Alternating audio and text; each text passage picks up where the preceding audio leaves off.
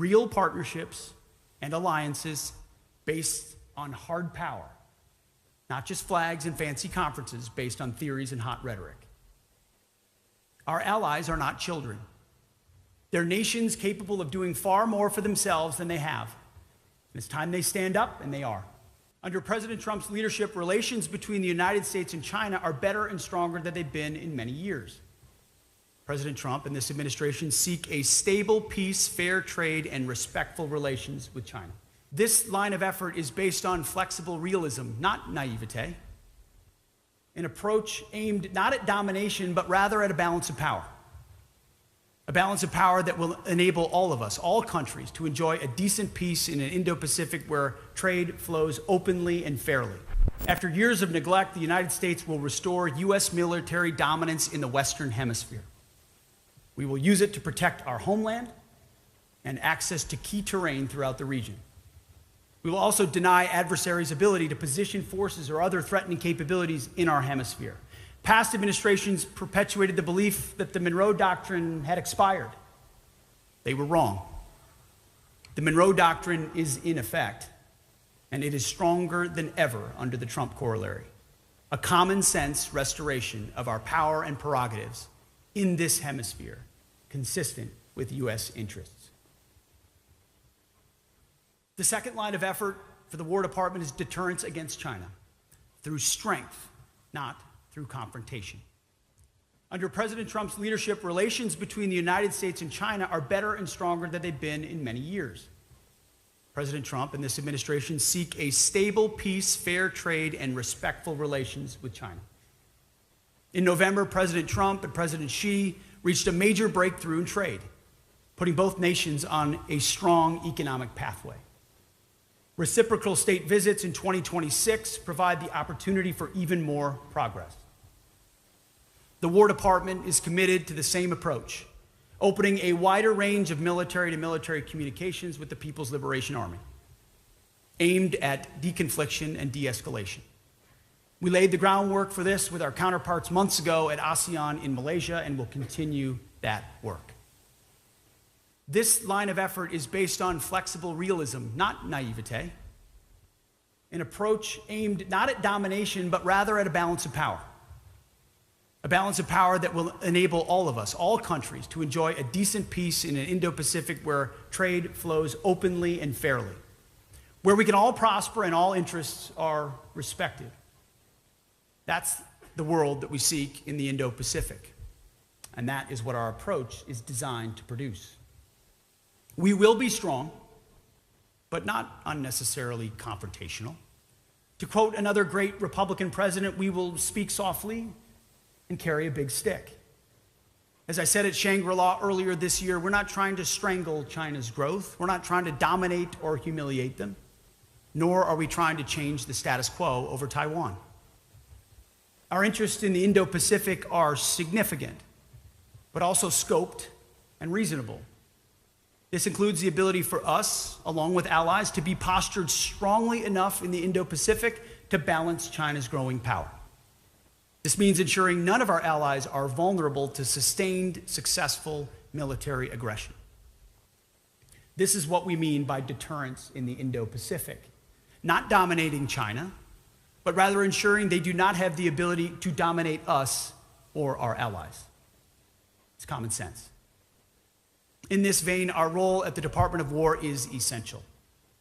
It's our job to make sure Beijing sees unquestionable U.S. military strength that, if necessary, can back up our national interests.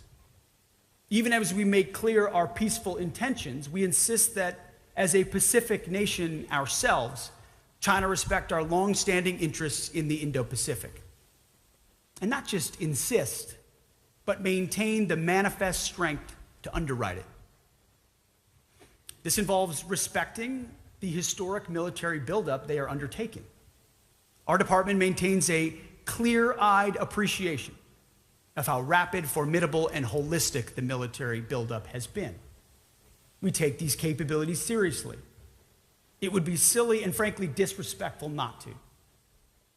This approach requires focus, prioritization, and clarity of purpose. That's why we will ensure our military can, if God forbid necessary, project sustained capabilities along the First Island chain and throughout the Indo-Pacific. That means being so strong that aggression is not even considered, and that peace is preferred and preserved. This is deterrence by denial. It is our job to ensure that President Trump is always able to negotiate from a position of strength in order to sustain peace in the Indo-Pacific. This is not a pivot for tomorrow. It is a reality for today. And finally, our third line of effort is increasing burden sharing with U.S. allies around the world. Here again, many self-ascribed neo-Reaganites seem to have lost the plot. According to them, only the United States has the ability to provide for defense and deterrence in Europe, the Middle East, and the Indo-Pacific. According to them, if the United States doesn't do it, nobody will.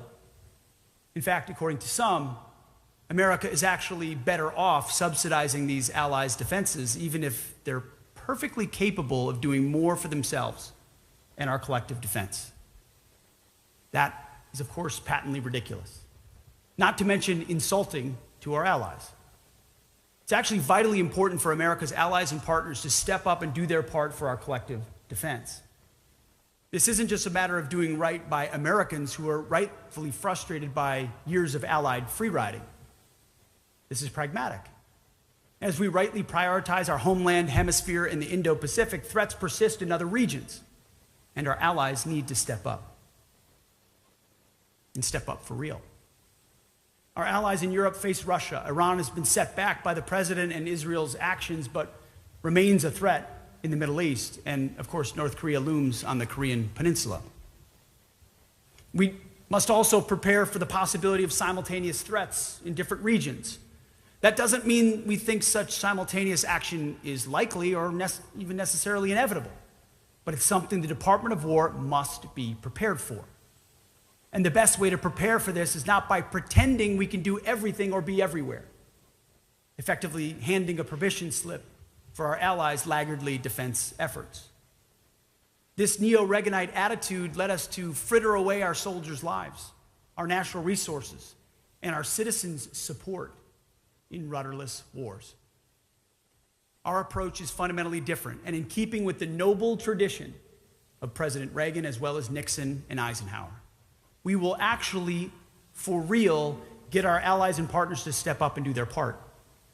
We will no longer tolerate free riding. President Trump has shown the way with his historic leadership that yielded the commitments at NATO's Hague Summit.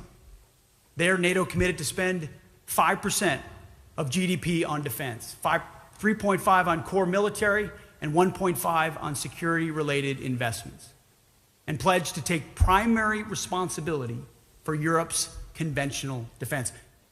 Things most folks sitting here just 5 years ago would have thought completely impossible. We're now using this template to press our allies around the world to meet this new global standard the president has set. And it's working. First, there was Europe and Canada. And just last month, South Korea committed to spend 3.5% of GDP on core military spending and assume the leading role in the ROC's conventional defense. We are optimistic that other Indo-Pacific allies will follow suit. In a few years, thanks to President Trump's visionary leadership, we will have our allies, which include some of the wealthiest and most productive countries in the world, once again fielding combat-credible militaries and boasting revived defense industrial industries. This will form a powerful, shared defensive shield with well-armed allies around the world ready to defend themselves, their interests, and our collective interests. Real partnerships and alliances based on hard power, not just flags and fancy conferences based on theories and hot rhetoric. Our allies are not children. They're nations capable of doing far more for themselves than they have. And it's time they stand up, and they are. In fact, many of them are nations who have proud and powerful martial traditions of their own, and we should treat them that way. We can and should and must expect them to do their part exactly as President Trump has.